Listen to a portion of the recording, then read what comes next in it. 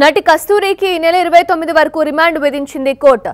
తెలుగువారిపై అభ్యంతరకర వ్యాఖ్యలు చేసిన కేసులో ఎగ్మోర్ కోర్టులో ప్రవేశపెట్టారు. దాంతో ఈ నెల 29 వరకు రిమాండ్ విధించింది. దాంతో ఆమెను చెన్నైలోని పుల్లల్ జైలుకు తరలించారు. తెలుగువారిపై అభ్యంతరకర వ్యాఖ్యలు చేసిన నటి కస్తూరిని నిన్న హైదరాబాద్లో అదుపులోకి తీసుకున్న పోలీసులు చింటాద్రిపేట పోలీస్ స్టేషన్కు తరలించారు. ఆమె స్టేట్మెంట్ రికార్డ్ చేశారు. ఆ తర్వాత ఆసుపత్రికి తరలించారు. వైద్య పరీక్షల తర్వాత కోర్టులో ప్రవేశపెట్టారు పోలీసులు. ఇటీవల ఓ సభలో పాల్గొన్న నటి కస్తూరి తెలుగువారిపై అసభ్యకర వ్యాఖ్యలు చేశారు.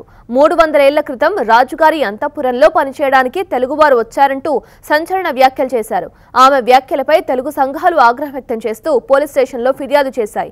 దాంతో అప్పటి నుంచి ఆమె అజ్ఞాతంలోకి వెళ్లారు. హైదరాబాద్లో ఉన్నట్లు గుర్తించిన చెన్నై పోలీసులు అదుపులోకి తీసుకున్నారు. తెలుగు వారిపై అభ్యంతరకర వ్యాఖ్యలు చేసిన నటి కస్తూరిని నిన్న హైదరాబాద్లో అదుపులోకి తీసుకున్న పోలీసులు చింటాద్రిపేట పోలీస్ స్టేషన్కు తరలించారు.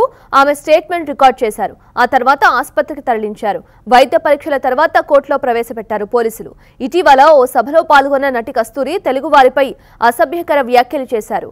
300 ఏళ్ల క్రితం రాజుగారి అంతఃపురంలో పనిచేయడానికి తెలుగువారు వచ్చారంటూ సంచలన వ్యాఖ్యలు చేశారు. ఆమె వ్యాఖ్యలపై తెలుగు సంఘాలు ఆగ్రహం వ్యక్తం చేస్తూ పోలీస్ స్టేషన్లో ఫిర్యాదు చేశాయి. దాంతో అప్పటి నుంచి ఆమె అజ్ఞాతంలోకి వెళ్లారు. హైదరాబాద్లో ఉన్నట్లు గుర్తించిన చెన్నై పోలీసులు అదుపులోకి తీసుకున్నారు.